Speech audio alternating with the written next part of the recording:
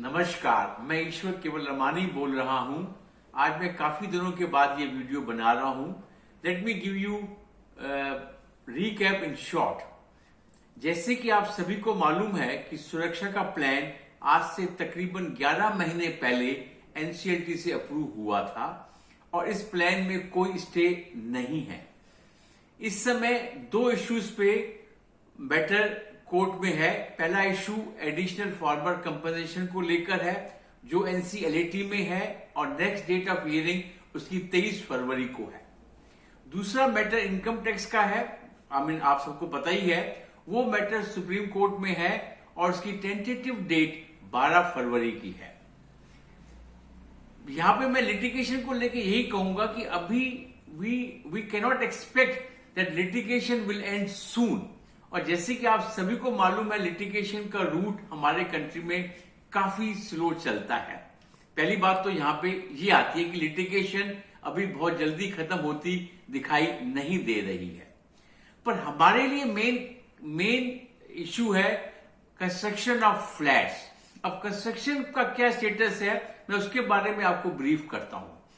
Currently 62 towers, Cosmos, classic, KPA, KPH और कुछ towers KBA के, इन 62 टावर्स में कंस्ट्रक्शन चल रही है। कंस्ट्रक्शन को लेके मैं आपको कुछ चीजें हाईलाइट करना चाहता हूं जो हमको मालूम पड़ी हैं, जो हमको आईएमसी से न्यूज लेटर मिलते हैं।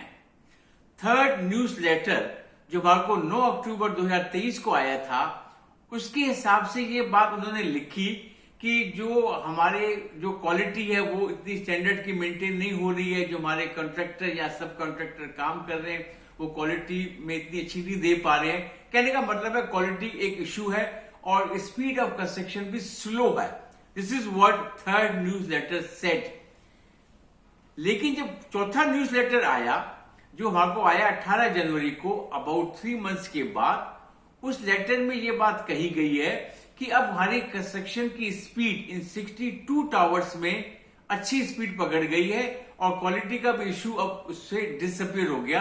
कहने का मतलब है कि फोर्थ न्यूज लेटर 18 जनवरी 2024 के हिसाब से इन 62 टावर्स में काफी स्पीड से काम हो चुका है और क्वालिटी का भी कोई इश्यू नहीं है। और कंपनी के बैंक में इस समय अप्रोक्सीमेटली 1000 करोड़ फंड पड़ा हुआ है।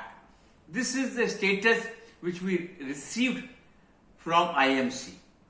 अब मैं यहां पे एक और बात बताना चाहता हूं कि इन 62 टावर्स के अलावा 97 टावर्स ऐसे हैं जिनमें कोई काम नहीं हो रहा है और ये 62 टावर्स में काम काफी समय से चल रहा है और हम बार बार 62 टावर्स की ही बातें सुनते आए हैं।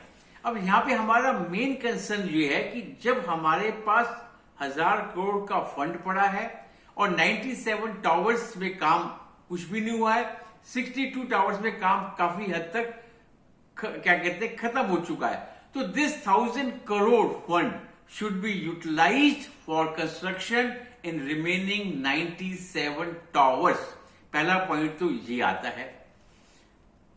लेकिन जो दूसरी बातें सुनती है हमने सुनते आईएमसी से, तो इट क्रिएट्स ए कंफ्यूजन।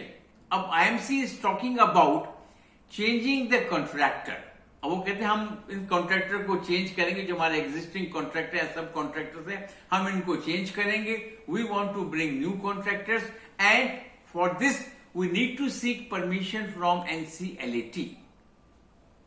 ठीक है, लेकिन इसमें एक बात और आती है कि जो प्लान ये कहता है कि they can only terminate the contract once final approval date is achieved.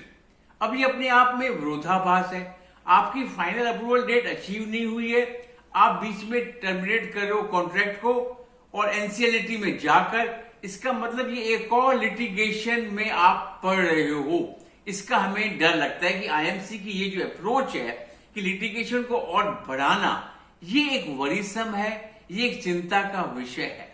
क्योंकि एक तरफ आप कहते हो कि भाई अब क्वालिटी का इश्यू है नहीं और बाकी 62 टावर्स में काम खत्म हो गया है, 1000 करोड़ आपके पास फंड पड़ा हुआ है, तो आपको क्या तकलीफ है इस फंड को आप बाकी रिमेनिंग टावर में क्यों नहीं शुरू कर देते कंस्ट्रक्शन, ताकि होम बायर्स को तो रिलीफ मिले। क्योंकि जो आपके लिटिगेशन का मैटर है एएफसी को लेकर, इनकम टैक्स को लेकर, उसमें तो अभी समय लगेगा, उसमें अनसर्टेनिटी है।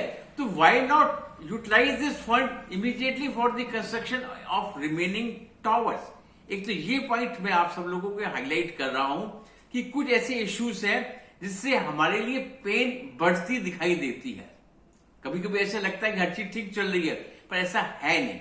हमने जब आईएमसी से बात की कि क्यों नहीं, इफ यू आर कॉन्फिडेंट, एक तरफ आप ये भी कहते हो कि वी आर कॉन्फिडेंट, हमारे क्या कहते हैं एएफसी का इश्यू हमारे फेवर में आ जाएगा, इनकम टैक्स का इश्यू भी जो वर्डिक्ट है वो हमारे फेवर में आ जाएगा, तो आप अप्रूवल डेट मान लो ना, आप कंप्लीट मालिक बन जाओ और हर चीज शुरू कर दो। उस वक्त भी आप कंफ्यूज हो जाते हो and you are not able to commit. I mean you say uncertainty है, लिटिगेशन जब तक नहीं खत्म होगा हम उसको अप्रूवल डेट नहीं मानते हैं। तो अब तक जो मुझे लग रहा है, जो हम न्यूज लेटर में पढ़ रहे हैं, this is nothing but a lip service to home buyers. कहने का मतलब ये कि अभी हमारे होम बायर्स का जो मेन कंसर्न है to catch up the speed, उसमें रोड ब्लॉक दिखाई दे रहे हैं या रोड ब्लॉक क्रिएट हो रहे हैं। These are the challenges we home buyers are facing. Now we have to meet these challenges, and I'm sure these challenges can be met if the association becomes strong enough. जैसे कि आपको मालूम है already कि GRE WS ने काफी effort लगाए हैं। मैं उसके बारे में आपको जिक्र नहीं करूंगा, हमारे पास मेंबर्स की स्ट्रेंथ भी है, पर still we need to strengthen this association so that we can meet these challenges with full force at all levels. अभी लीगल बैटल खत्म नहीं हुआ है, हमको लीगल में भी जाना पड़ सकता है, हमको बाकी फोरम में जाना पड़ सकता है। इसलिए मैं एंड में यही रिक्वेस्ट करूंगा कि आप एसोसिएशन को स्ट्रांग बनाइए, ताकि हम इन चैलेंजेस को जो मैंने अभी जिक्र किया करंट सिचुएशन में आ रहे हैं, उसको हम तभी मीट कर पाएंगे जब आप एसोसिएशन को स्ट्रांग करोगे। और अभी हमने रिसेंटली आज ही व्हाट्सएप ग्रुप में एक मेल ड्राफ्ट करके सब लोगों को बताया है इस 1000 करोड़ के बारे में कि ये 1000 करोड़ या तो इमीडिएटली खर्च हो कंस्ट्रक्शन में, या हमें कोई श्योरिटी मिले कि ये पैसा कंस्ट्रक्शन में ही खर्च होगा। इसके बारे में हमने मेल ड्राफ्ट की है, कहां मेल करनी है, मिनिस्ट्री ऑफ कॉर्पोरेट अफेयर्स और सेबी वगैरह में, वो सारा डिटेल विथ मेल आईडी हमने सब ग्रुप में डाला है। प्लीज आप वो मेल तो हर होम बायर को करनी चाहिए, ताकि हमारी आवाज सिस्टम के हर एंटिटी को पुरजोर तरीके से मिले। अंत में मैं अपनी वाणी को विराम देता हूं और बाकी बातें अगले वीडियो में। धन्यवाद।